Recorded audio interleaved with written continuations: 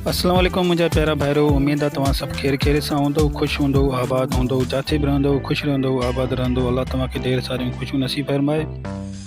जीअं त मुंहिंजा प्यारा भाइरो, असां अॼु हिन वीडियो में सिखंदासीं त डिफ़ॉल्ट जेको हूंदो आहे टाइटल वीडियो में कीअं लॻायो वेंदो आहे, जेको ऑटोमेटिक माना जेको आहे तव्हां उहो हिकु चकर सेव करे सघंदो त ऑटोमेटिक हर वीडियो में तव्हांजो डिफ़ॉल्ट जेको टाइटल हूंदो आहे ऑटोमेटिक उहो हुन में अची वेंदो। हलो त तव्हांखे असां सेखारियूं पिया हीउ डिफ़ॉल्ट जेको आहे टाइटल उहो कीअं एड थींदो। सभ खां पहिरियों असां कंहिं ब्राउज़र में ईंदासीं। तव्हां वटि जहिड़ो ब्राउज़र आहे फायरफॉक्स आहे, तव्हां फायरफॉक्स में ईंदो। मुंहिंजो जेको आहे फायरफॉक्स आहे, मां उनखे ओके कयां थो। या तव्हां वटि जेको आहे क्रोम ब्राउज़र हूंदो, तव्हां क्रोम में अचो पंहिंजो, जो मां फायरफॉक्स में अचां पियो। असां हलूं था फायरफॉक्स में आयासीं। हिन खां पोइ असां खोलींदासीं गूगल। जीअं ई असां गूगल खोलींदासीं, हाणे असां हिते टाइप कंदासीं यूट्यूब। हिते लिखंदासीं असां यूट्यूब। असां वरी हिनखे ओके कंदासीं। हाणे जीअं ॾिसो पिया, हीअ असांजो चैनल जेको आहे खुली वियो आहे। असां हिनखे पहिरियों सभ खां पहिरियों असां डेस्कटॉप वर्जन कंदासीं। हिनखे डेस्कटॉप वर्जन कयोसीं।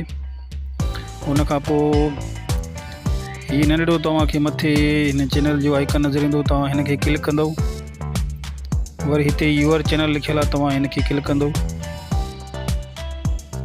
हाणे हिते तव्हांखे ऑप्शन मिलंदो कस्टमाइज़ चैनल, तव्हां हिनखे ओके कंदव।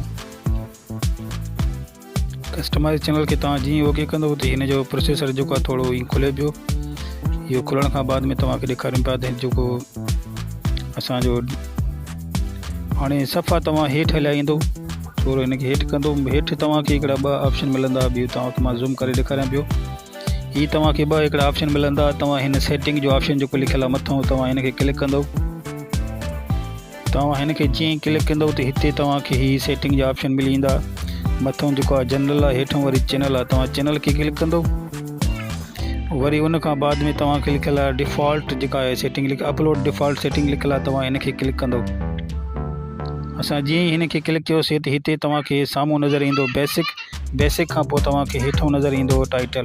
तव्हां हिन में टाइटल को बि एड करे सघो था। मसलन तव्हां पंहिंजे चैनल जो नालो एड करे सघो था, या ॿियो जेको लफ़्ज़ हुजे तव्हां माना मुक़ररु हिन में एड करे सघो था।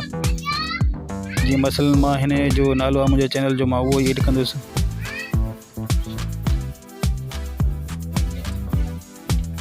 सिंध लाड़काणा मुंहिंजो नालो आहे, सिंध लाड़काणा मां हिन में एड करे छॾियो। इहो माना टाइटल असांजो मुक़ररु माना हर वीडियो में ईंदो। जेका बि असां वीडियो पंहिंजी माना भरींदासीं, रिकॉर्ड कंदासीं, उन में जेका आहे असांजो जेको अपलोड कंदासीं ऑटोमेटिक ही असांजो टाइटल जेको आहे हर वीडियो में लॻी वेंदो। इन खां अलावा बि तव्हां पंहिंजो जेको तव्हांखे वणे पंहिंजो टाइटल तव्हां ॾेई सघो था, जहिड़े हिसाब सां तव्हांजी वीडियो हुजे। ऐं मां चवां थो पंहिंजे चैनल जो नालो ॾिजो त उहो बहितर आहे, छो त तव्हांजी हर वीडियो में तव्हांजो चैनल जो नालो जेको आहे अची वेंदो ऑटोमेटिक। ठीकु आहे फ्रेंड, इहो टाइटल लिखण जो तरीक़ो, तव्हां माना पंहिंजो टाइटल पंहिंजे चैनल जे नाले सां लिखी सघो था। हर वीडियो में ऑटोमेटिक तव्हांजो हीअ डिफ़ॉल्ट सेटिंग आहे, तव्हांजो जेको आहे हीअ अची वेंदो। इंशाल्लाह वरी ॿी कंहिं वीडियो मिलंदासीं। ओके, ख़ुदा हाफ़िज़।